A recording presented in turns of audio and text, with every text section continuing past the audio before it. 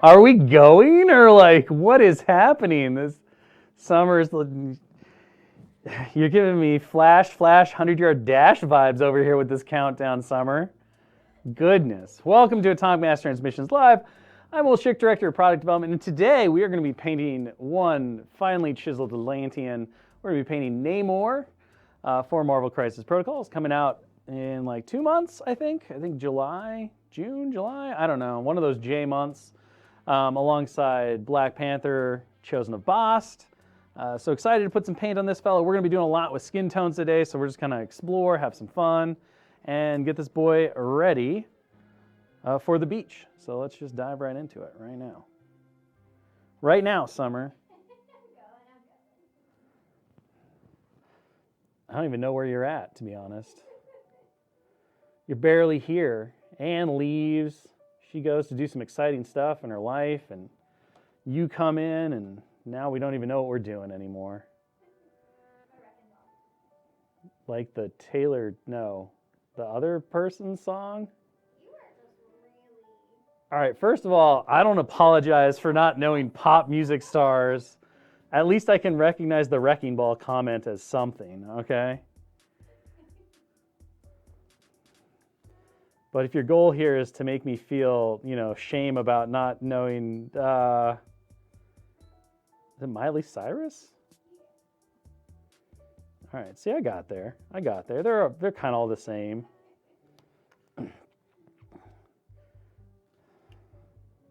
As a non-pop music listener with, some like tween boys, that's not music that gets played in my house very often. As far as I'm aware, they are not, but I would not claim to know for sure. But I don't believe so. To be fair, though, you could probably play a lot of Swiftie songs, and I wouldn't be able to tell you what was what. I didn't realize there was a test. So I'm afraid that I don't feel bad at all. No shame in this game right here.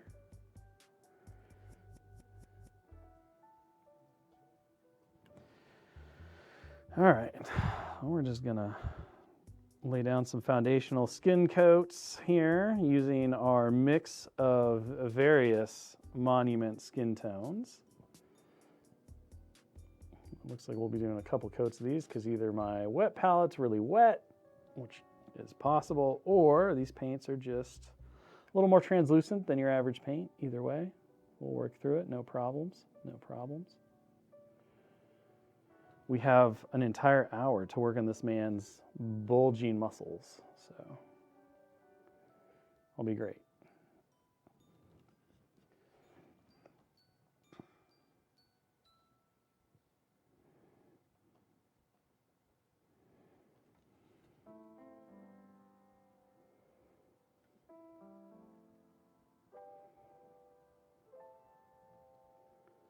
Knock that through. Here, do this, do that.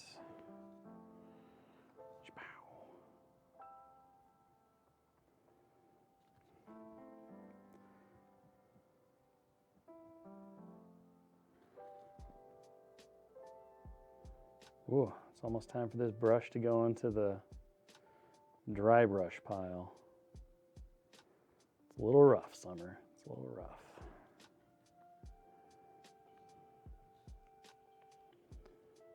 Didn't you do a brush check before we started? You know that's one of the jobs now, right?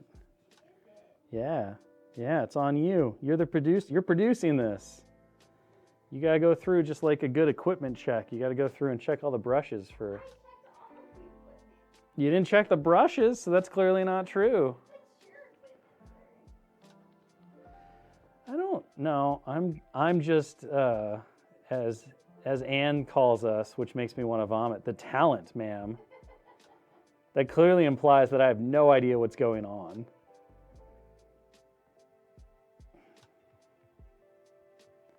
So as the talent, it's your job to make sure that I'm able to do whatever the talent does.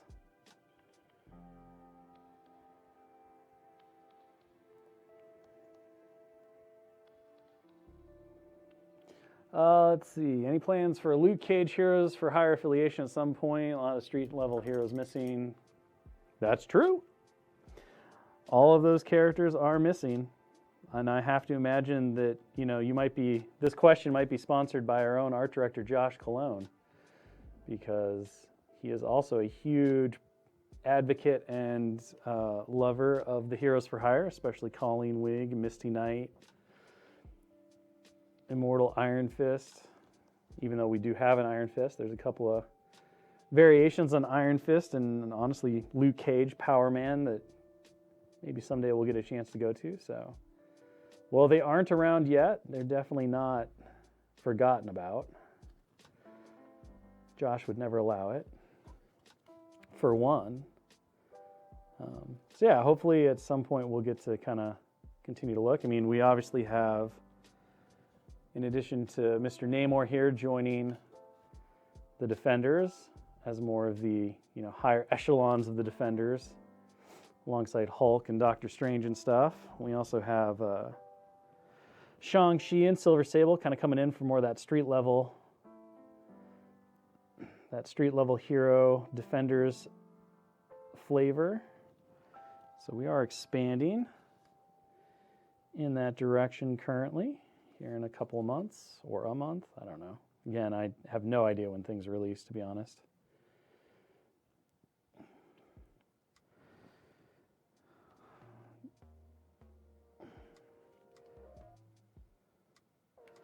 So, but overall, yeah, ideally on a decent enough time scale, we'll get to continue to do this and make some cool characters and get some of those members joined in, because I think a street level Defenders stuff would be very, very, very neat to have for the game, and also just to kind of build out what we have in the affiliations in general.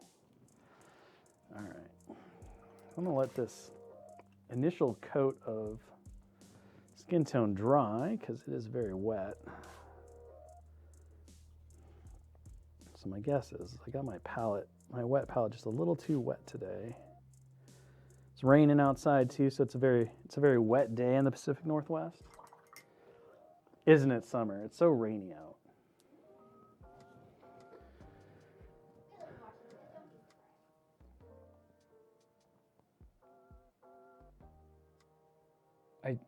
I'm kind of surprised.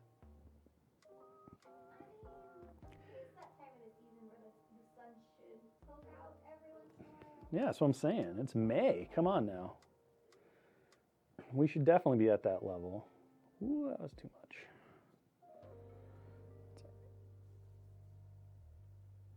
Bring it back out.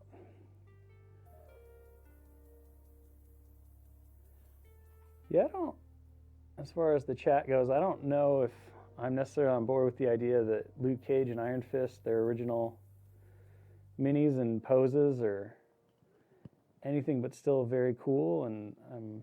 But we could definitely go for some different versions of them. I could see an argument for some different threat levels and different set of abilities to showcase them at some different points in their careers. Be fun to do more of the flat-out mercenary versions of them when they're running heroes for hire and stuff. The versions that we did in the game, so you have a bit more of that Avengers team career action going to them, a little less of that mercenary flavor.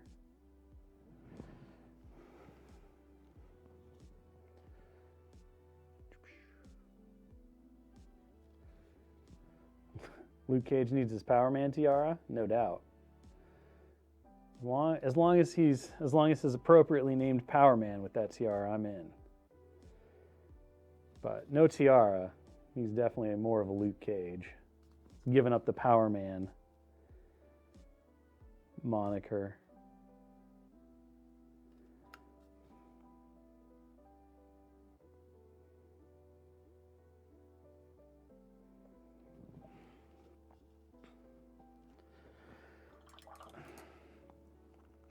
Did Namor have any other poses that were considered? I'm sure there were a couple. really the biggest discussion on Mr. Namor here was his base and how much we were going to lean into the whole like ocean elements and everything else. So originally it was just kind of like the wave. It was originally drawn with just the wave effect. So he was riding a little crest of a breaking wave in the middle of the New York City streets, and but the pose was effectively the same, right? He was doing the same kind of Trident Imperious Rex style thing that he's got going on here. And then as we were looking at the sculpt and discussing it, we decided to go bigger and bolder. And so he became one of those characters where we really decided to lean heavily into the idea of making his own custom scenic base. Part of that was based on the discussion and the development of the rules, which Dev was iterating on at the time, and he has this really fun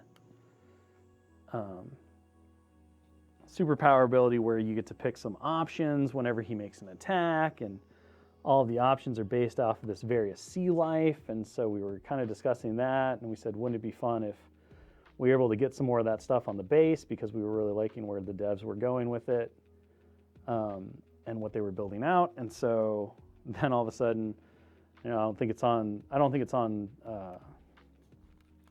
camera yet, but one of the things that got added because of that, when we started really going down that path, was the little crabbies on his base.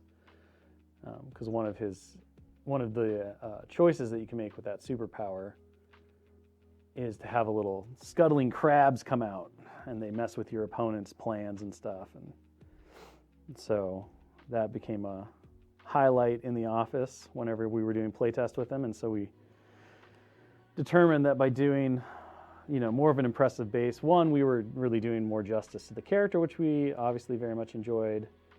And two, it meant that we could showcase our favorite ability. That was definitely the one we chatted about the most during testing, which was his little scuttling crabs. So we got his little scuttling crabs on the base, and it was a blast. A true joy, if you will. But one of those instances where, because of the concurrent way in which a lot of this stuff happens with, the sculpting and the art and everything else going on all at the same time, or at least very close to one another, those organic conversations and discovery modes happen at similar times, which means we get to affect some stuff that you don't always have the opportunity to, There are definitely minis that get done well before their rules are ever even in discussion. What color am I? I'm using a whole bunch of different colors for his skin from the Monument paint line, and I'm just kind of like mixing on the fly. So I've got some beige red, some dark shadow flesh, I think it's called, warm flesh. I don't remember what that one's called. But basically, if it had a skin tone tan flesh, I think this one's tan flesh. And then this one might be warm flesh. And then we've got some bright ivory for highlights. And then you can see I just kind of like mix them all together to create some progressions. And then I'll probably go back and forth and mess around with it. There's not a color in the Monument line that I've found that I actually like skin tone wise straight out of the bottle, which it kind of goes paint line to paint line. I find with that stuff, sometimes you find a really good right out of the bottle skin tone that works really well with what you want. Other times, that's just not the case as much. And so I want his fishy shorts to be quite shiny. So we're going to use some metallic medium in our green here. But anyway, so with the Monument line specifically, I haven't found a color that I feel really hits what I want out of kind of like my Caucasian, or really any skin tone, honestly. So the bad part about that is that I don't have a go-to color that I can just squeeze out of the bottle and get to work on. But the good news about that is that it's really pushed my kind of exploration and my willingness to mix, to do color mixes. And one of the nice things about that is, like everyone's skin tone is slightly different. We have like there are general, tones and pigmentations and stuff that we see kind of as a universal catch-all, but none of those are actually the same from person to person. Everybody's got a different complexion. Everybody's got kind of their own various, like, a little more red, a little more green. Some people have more purples.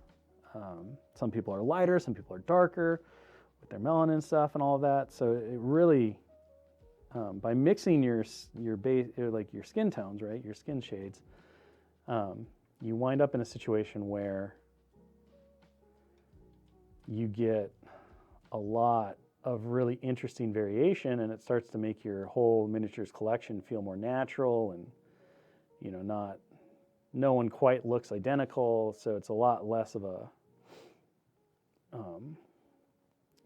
an assembly line look and a lot more of a natural overall effect. And so I've really enjoyed that, in that, because there's so much differentiation and uniqueness to all skin tones, it's not one of those things where, like armor or cloth maybe, especially when you're doing a big army game or something like that, where you're trying to get everyone to look like they're in uniform.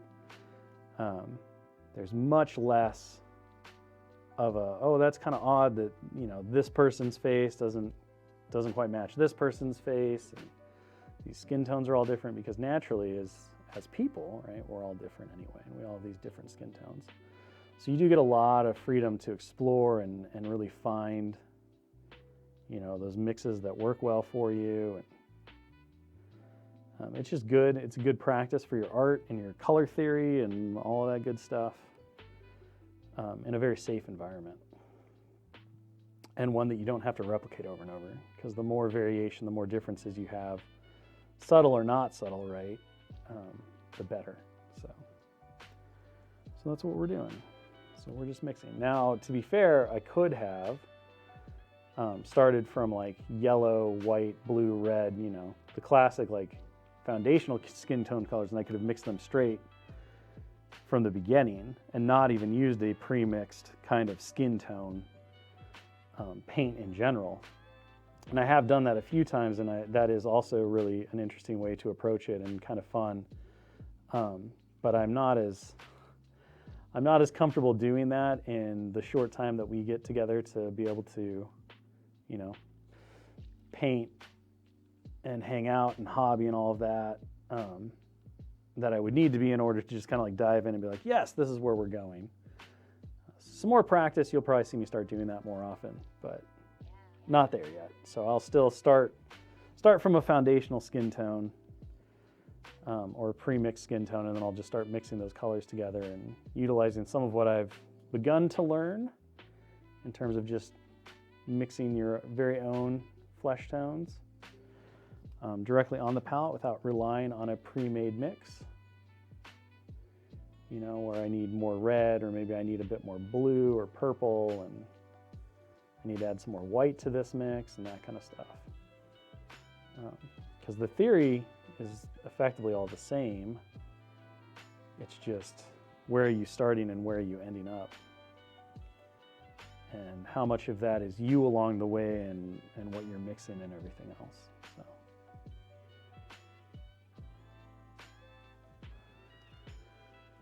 This miniature is, if you want to practice your skin tone painting, you can't really ask for much of a better canvas than our Namor here, because he's got some bikini briefs on, and that's about it.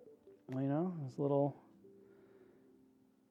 fish scale outfit, his board shorts, and everything else, just skin.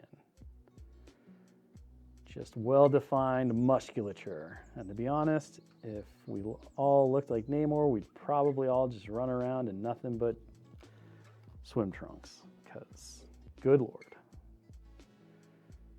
This man is a specimen. A specimen. Summer. What?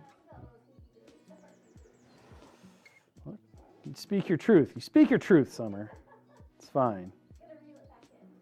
Do you? I don't know. I'm sure Carl's fine with it. He understands. He gets it. He gets it. We all get it. That is all this man does, is swim and fly. He flies with his little winged feetsies. Mm-hmm.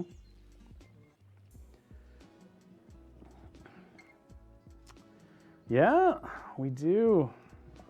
We do have a UK Games Expo. Simone, our head of studio, and Ross Thompson, our very own marketing director, actually they left today. So they are on a plane right now, flying across the pond to be there for UK Games Expo this weekend.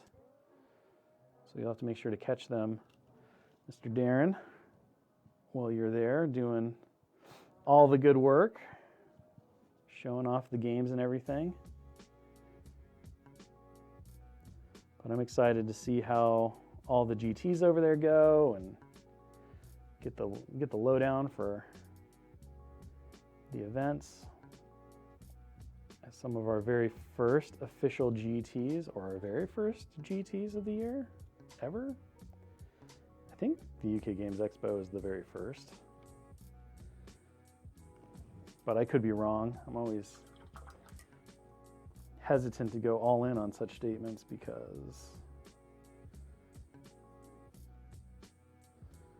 maybe that's not true. I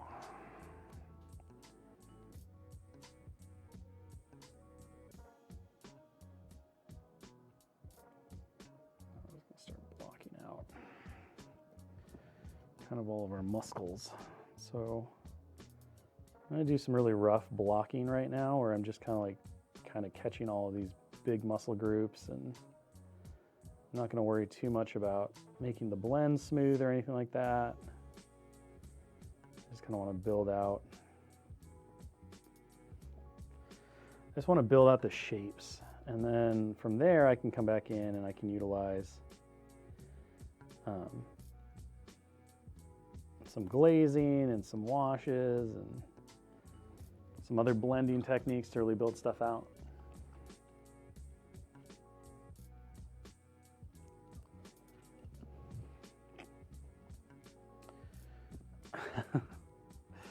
You know what? It's not about how well you do at the Shatterpoint GT or any of the GTs. It's about how much fun you have. So if you have a good time and enjoy it and have fun, then that's all that really matters.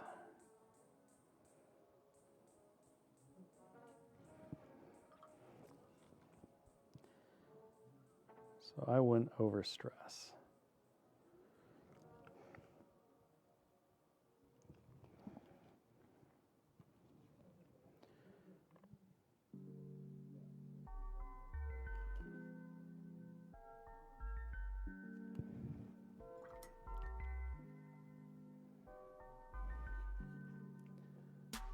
Wouldn't overstress about performance, because at the end of the day, it's not about wins, losses necessarily. It's just about how much fun you had. Maybe if you learned something, you know, came up with ways to improve your game, things like that.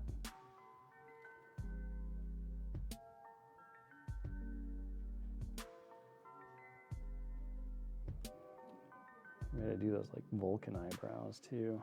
Uh-oh. Summer's coming in here. What's happening here, Summer? Oh, he's just getting a little. Is he a little blurry? I haven't moved him, so it's not my fault, just to be clear. Almost looks like one of our rotations on social media.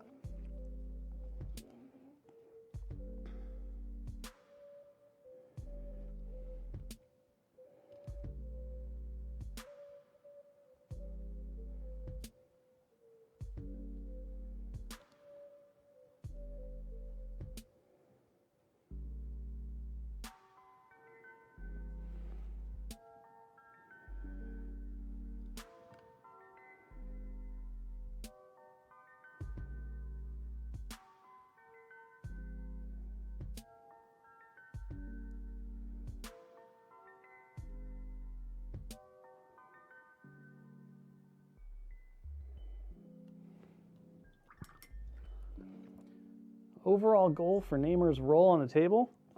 I mean, I think first and foremost, we knew we wanted him to be a big old beater. Because that's kind of like the Namor MO, right? He's physically extraordinarily powerful. He's one of the, I wouldn't say the most powerful, but he's the higher end overall of the Marvel scale. So it was really important for us that, we look at that kind of 5-threat slot, similar to what we had done with Thor. As far as kind of like where he'd fit in,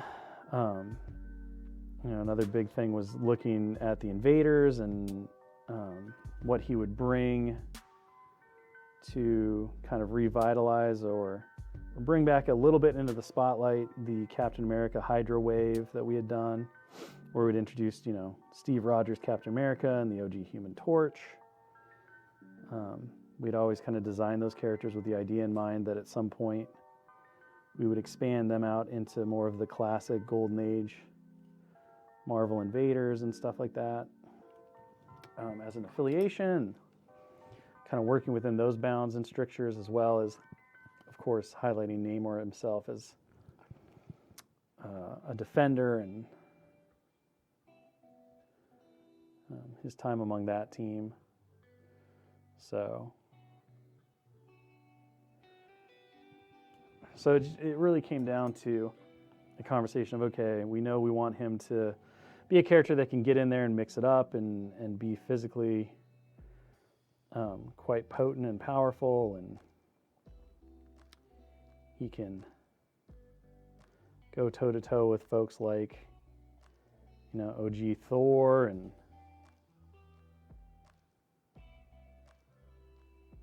others. He was going to always be the kind of the top tier member of the invaders as well.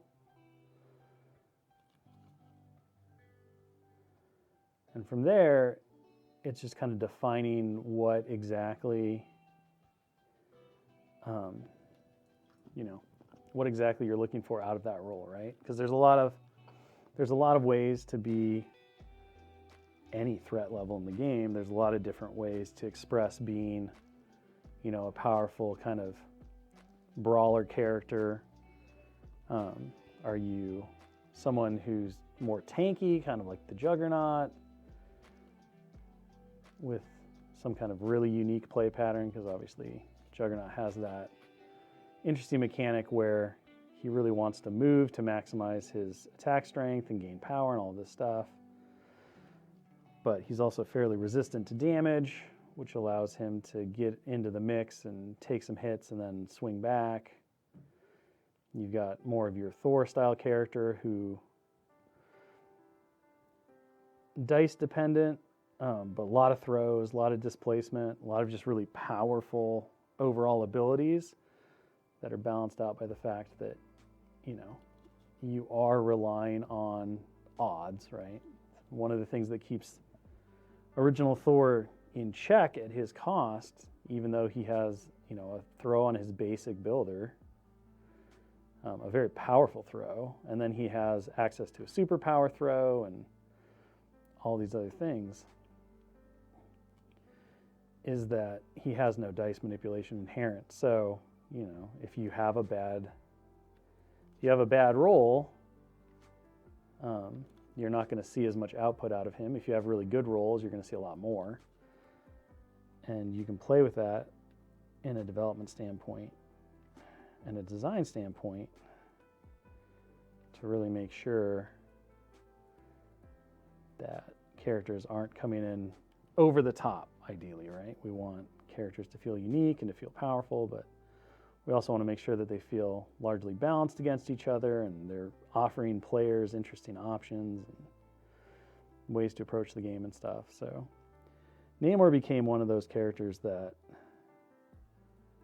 I think he feels a bit more like Thor, although not quite as heavily dice dependent. Some of his cool abilities are more power generational. So as long as he's got the power for him, he can kind of affect things in positive ways and stuff. But he's got ways to close the gap distance really quick. He's got a very strong basic attack. He's got some pretty powerful spender attacks. He does have a little bit of support to him where, like Zemo, he can grant a team-wide reroll within a short range of himself. So he does give you, where Thor doesn't necessarily give you any dice fixing or manipulation, Namor can and does. So that makes him slightly more reliable in some ways. And then obviously if he's around other folks, he can use his Namor Riz to really amplify the abilities of his team and stuff.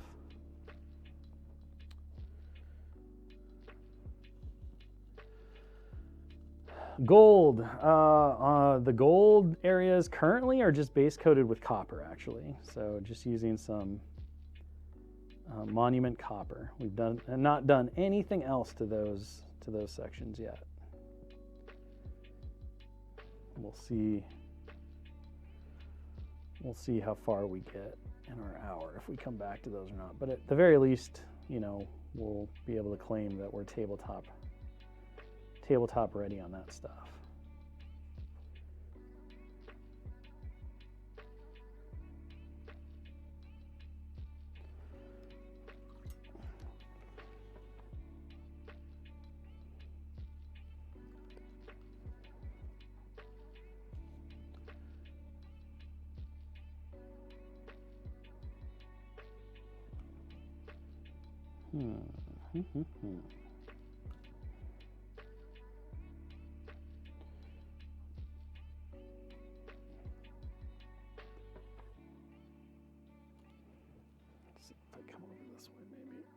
Although I lose the table, so it's harder for me to control my brush.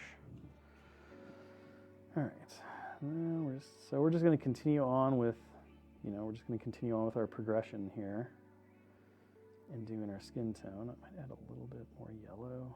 I feel like we're losing a bit of that color. Let's go here. So this is the point where I'm just kind of like playing with my overall skin tone, trying to find, I think that's better.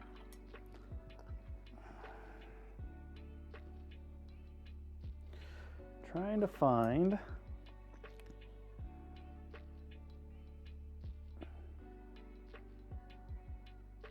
a nice little next stage here to kind of build up more.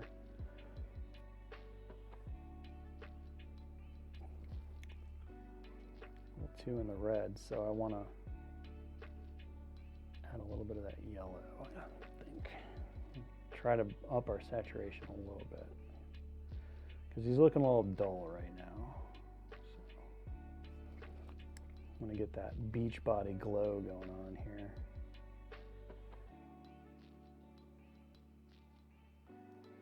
And some of that we could do with, a little bit of transparent layers and stuff, which we, to be honest, probably still will. But I do want to try to add in some of those colors and such here anyway. Just give it that bit of warmth, that bit of life. Make sure that our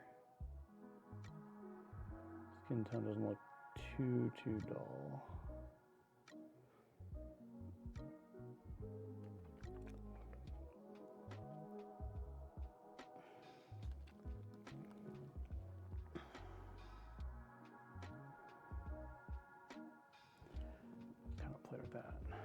Who did teach me Riz? Marco. To be honest, Marco did. Years ago. Most of the hip words that I know I've learned from Marco, which is a problem because Marco is only getting older, and so I don't think that he's quite as into the hip kids lingo anymore. So I don't know what I'm gonna do when I lose him to Marco. We're gonna have to figure out someone else there, Summer. You got a youngin', maybe. Kids are coming up Yeah, the problem is my kids don't really talk to me though. You know, like your teenager's not going to teach their parents the cool words because they find it cringy when you use them. So they're smart enough to know. If they equip me with their hip lingo, I'm just going to use it to embarrass them.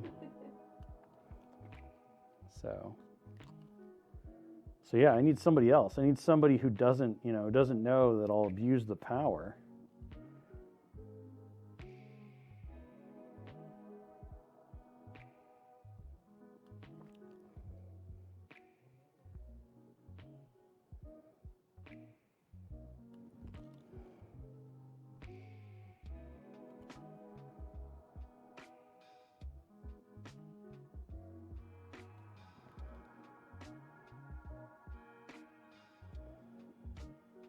Are you happy now? Yeah.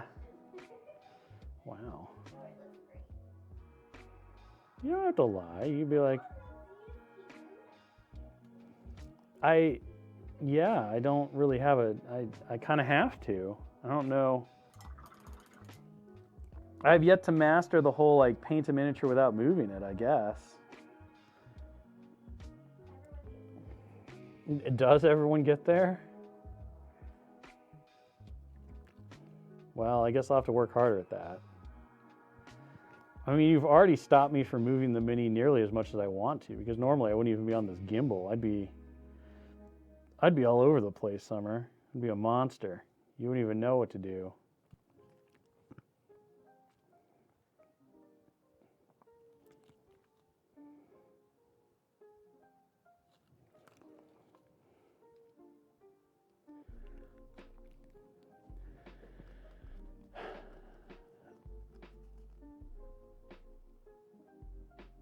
We used to have, we actually just talked about restarting this, but we used to have a little painting group that was going weekly every Thursday, and we'd hop on basically just online video chat, and we'd hang out for an hour or two and paint and chat. It was a good way to stay kind of accountable, and then everyone would share what they were working on, and we could just chat about whatever was going on.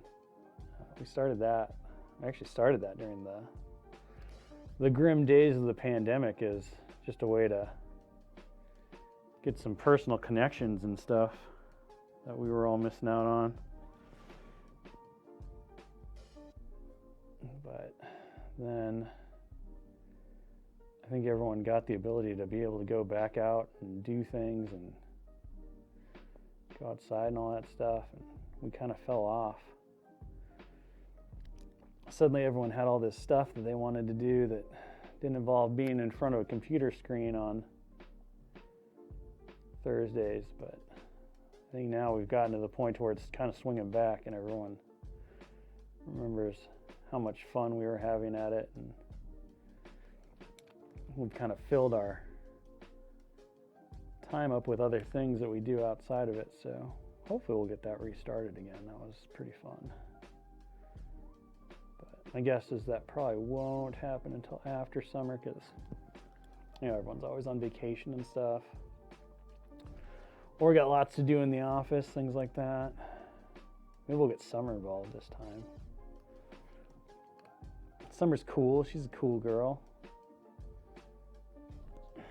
She goes to she gets invited to all the sweet gaming nights and stuff.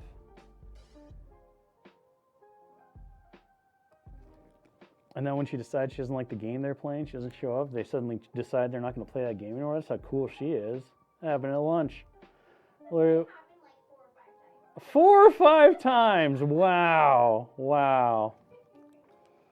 Gee. How tough of a life do you lead, Missy?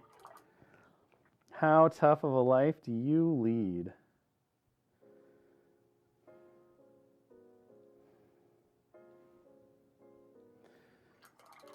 Here we go. What I want to do is take a little bit of this glaze. And then I want to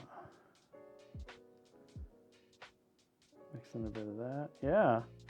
We're at lunch today, and they're all talking about how Summer doesn't come over to game night anymore because they're playing a game she doesn't like, and they're like, well, we're going to stop that game so you can start coming back over again. And she's like, maybe I'll think about it.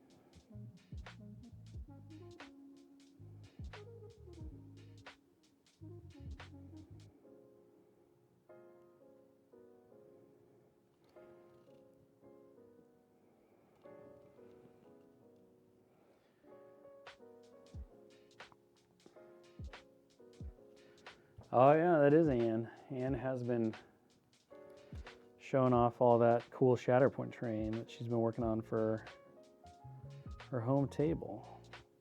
Very, very Rebels themed. She's well positioned for when the crew of the Ghost comes out to have a very nice thematic table.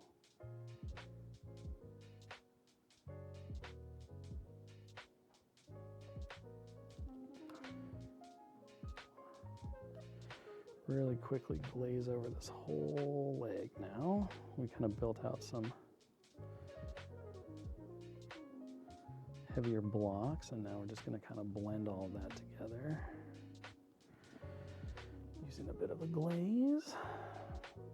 And so what I did was here, and hopefully this will kind of translate out as we move through it, is I built out my blocks, you know, using some of my mix and everything else, and then I turned that mix into a wash, or like a glaze. It's really more of a glaze than a wash. And now I'm just layering that over and kind of using it as a transparent layer to tie these colors together. And then I can go back in after that's done and see how I'm feeling about it and kind of build things out from there. If I want to bring in more definition between all of his rippling muscles, I can do that too. But realistically, because this is a nice thin transparent layer using a lot of this glazed medium, by the time it dries, it won't really affect any of those shadow colors as much, and it'll just kind of tie everything together by doing that nice thin transparent layer. So everything will blend nicely and we won't have quite as dynamic, harsh lines, although I think this character would be really fun to try and do something more like, you know, cell shaded style. I think you could have a lot of fun doing cell shading on this guy because he's just got this really over exaggerated physique.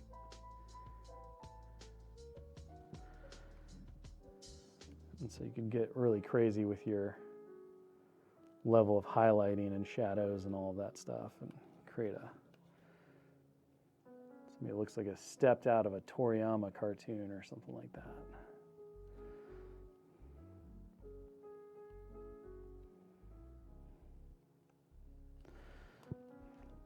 I did a little bit of cell shading practice and exploration on some of my Shatterpoint stuff, but I really haven't done anything like that on Crisis Protocol thus far.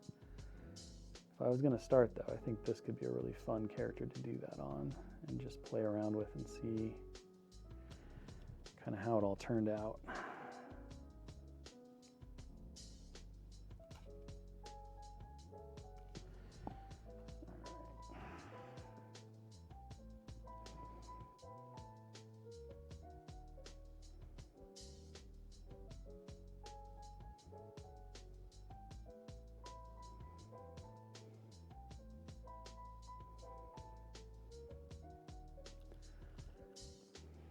you do have to trust the process when it comes to glazing for sure. And you also have to be pretty patient because it's never going to be done with just one. It's going to take, 2 or 3, maybe even more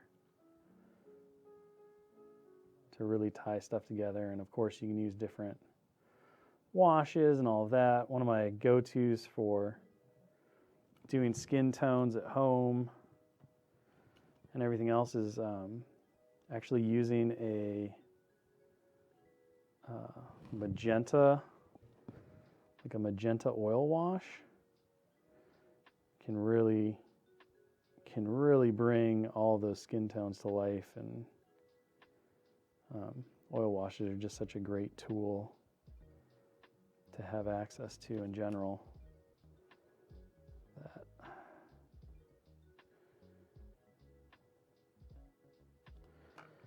I very much appreciate what they can do for you and all that stuff.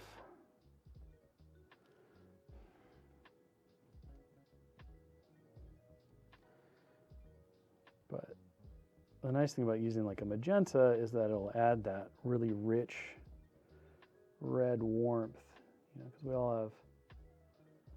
all have, shockingly enough, we all have blood flowing underneath our translucent skin, and your skin is indeed translucent, depending on its melanin content, obviously. But at the end of the day, we're all undertoned in red because we all have blood running right underneath our skin and the veins and capillaries and all of that good stuff.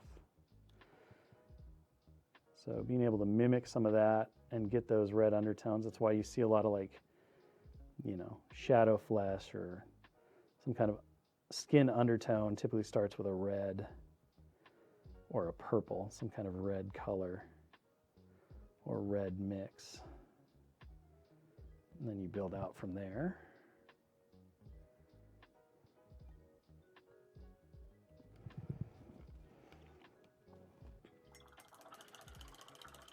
All right,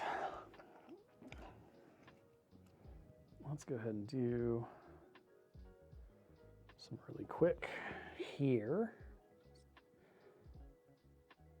Oh, that is not a very pleasantly colored brown, but that's okay. We'll use this as our start, and then we'll darken it up with some black because I don't like this color at all. But you never know until you try it. I thought black brown would be a little more black brown and a little less, I don't even know, sewagey color. This color's really coming off as sewagey to me. So we'll get that fixed here in a second.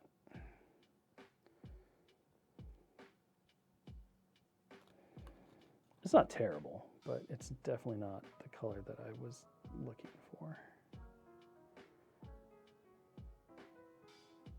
Make sure that excellent widow's peak. As a widow's peak person myself, I gotta respect the widow's peak that Namor has going on here.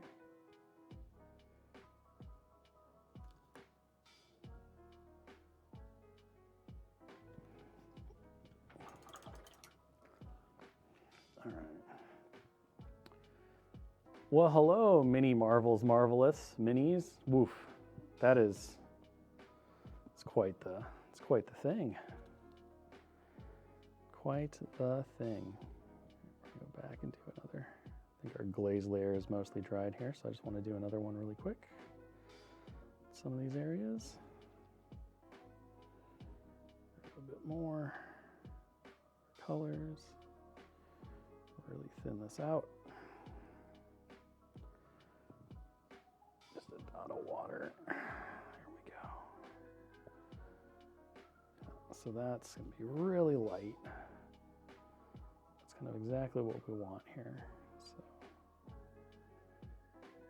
again, just looking to smooth out a lot of that harsh transition, tie all of our colors together. One of the more, I would say, Dallas level techniques for doing the skin tone glazing and stuff which is a bit more than I typically want to do, but could work really well here, is that you can do a red glaze over your skin tones, and then once that's dry, you can do a green glaze over your skin tones, because green and red obviously neutral out into a brown overall. And one of the things, and so that can actually lead to a very nice looking, realistic skin coloration. And it is one of those tricks and techniques that gets used on a lot of the studio minis.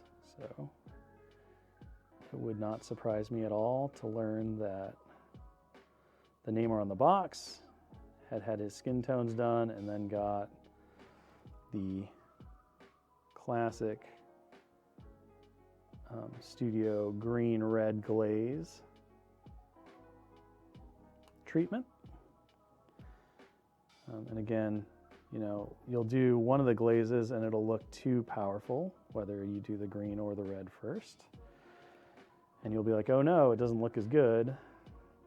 And then you'll do the second one, and through the magic of color theory and the color wheel nonsense and all that stuff, it'll balance itself out and it'll look much, much better, much more natural than when it started. It's kind of like magic. So that is pretty fun. Pretty fun to do. And now what we can do if we want to is we could go back in, mix up a bit more of our shadow color, grab a little bit of our glaze just to make more of a wash, and we can apply this more carefully. So let's say we just wanted to reclaim some of our spots. Even add in a bit more. We really want to accentuate those muscles. So we can, again, just go back in and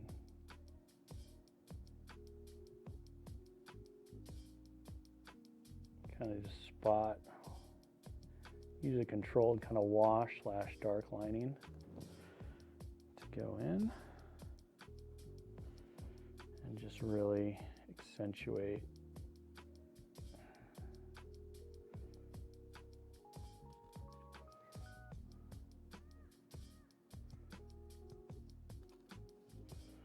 those folds. And the darker color you use, obviously, the more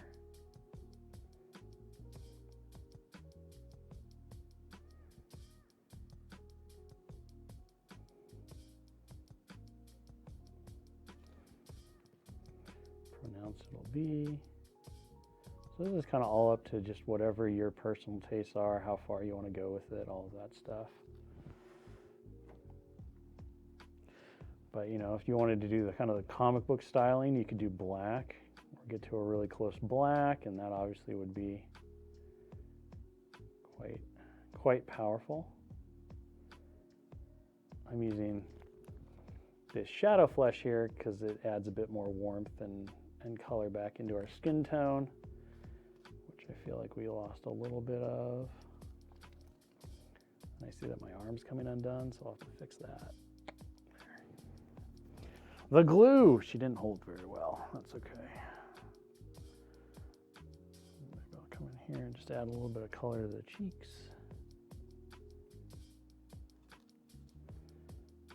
So just like right on the jowl, on the sides of the nose, do some contouring inside the eye socket itself. So we usually have red in there, and then of course I can go back in and do whatever. Inside is little elf ears, his pointy ears,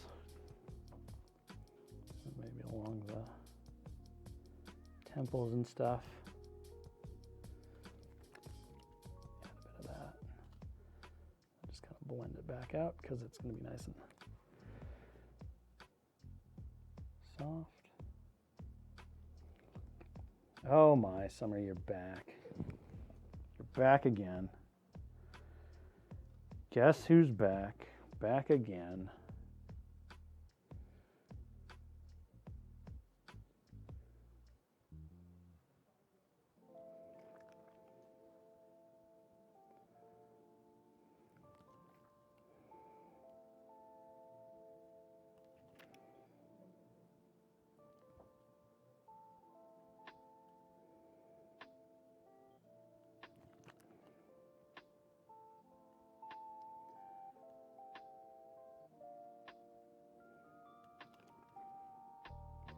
So again, now we're just adding in all those like little variations in tone and color. And this is where you can get pretty fantastic with your skin tones, right? You can add in blues and purples and so many different colors you don't normally think about when it just comes to like basic painting flesh and stuff, but all of it will lead to a more realistic looking result, because again, you know, we don't have just a color.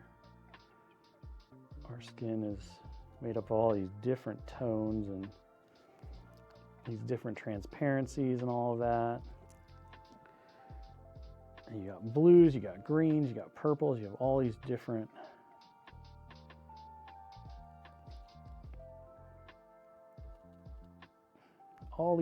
layers, all these different underlying colors. I don't know where that blue's coming from, but we'll have to fix that. It's so strange. It might be from the mix.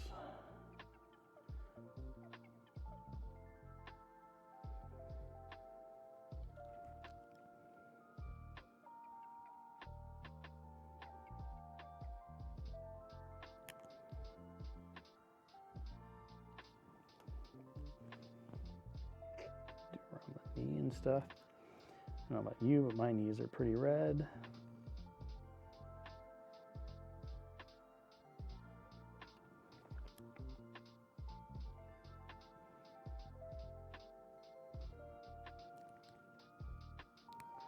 There we go.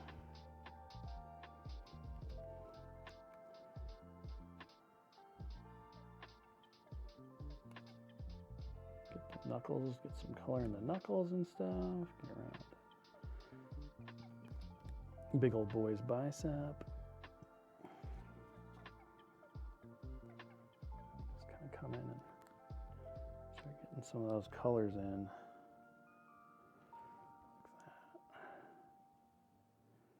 that. Around the elbow.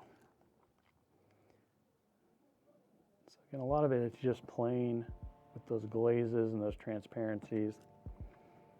Trusting the process a bit, knowing that you can go back and, you know, color them all in if you need to.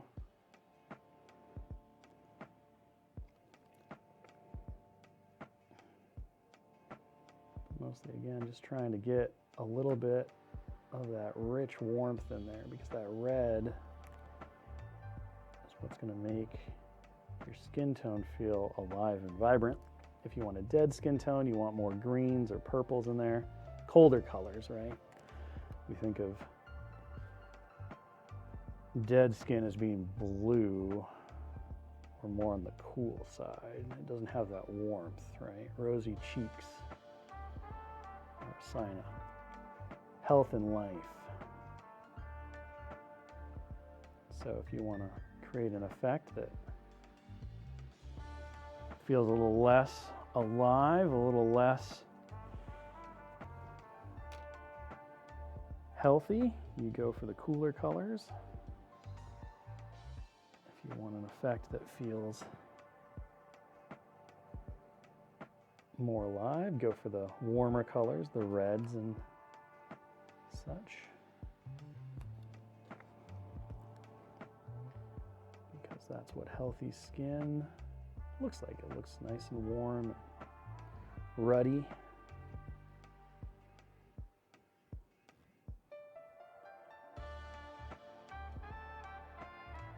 Pull that right off. Interesting. That's all right. We can fix that. And then we'll move on to something else.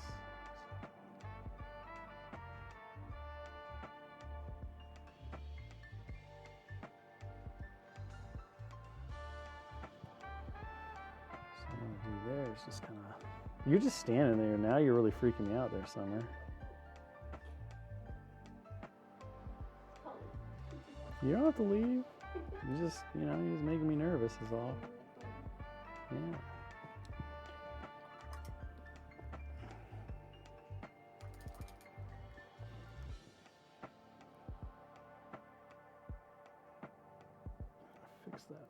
we got a little bit of paint tear on us. So we'll let that dry. We'll come back and fix that in a second.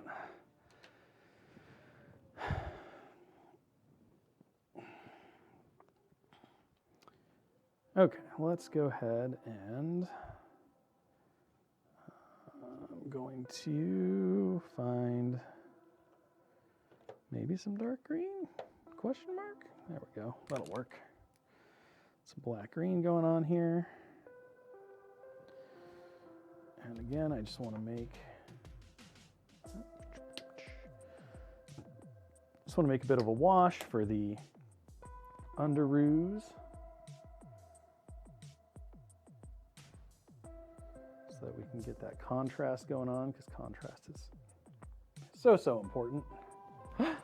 Oh, I know why Summer was standing there, because it's after 2. Summer, why don't you keep me on time? Wow. I can tell. Look at you. Look at who you are. We just lose ourselves in all this skin tone stuff, you know? Yeah, this is a couple hours of paint job we want to do here. You're ambitious. So much rippling body to take care of here, you know? And we're just going to kind of like darken that up as we get lower on the suit.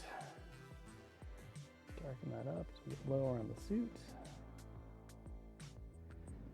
There we go. All right. Well, we're not going to finish, unfortunately.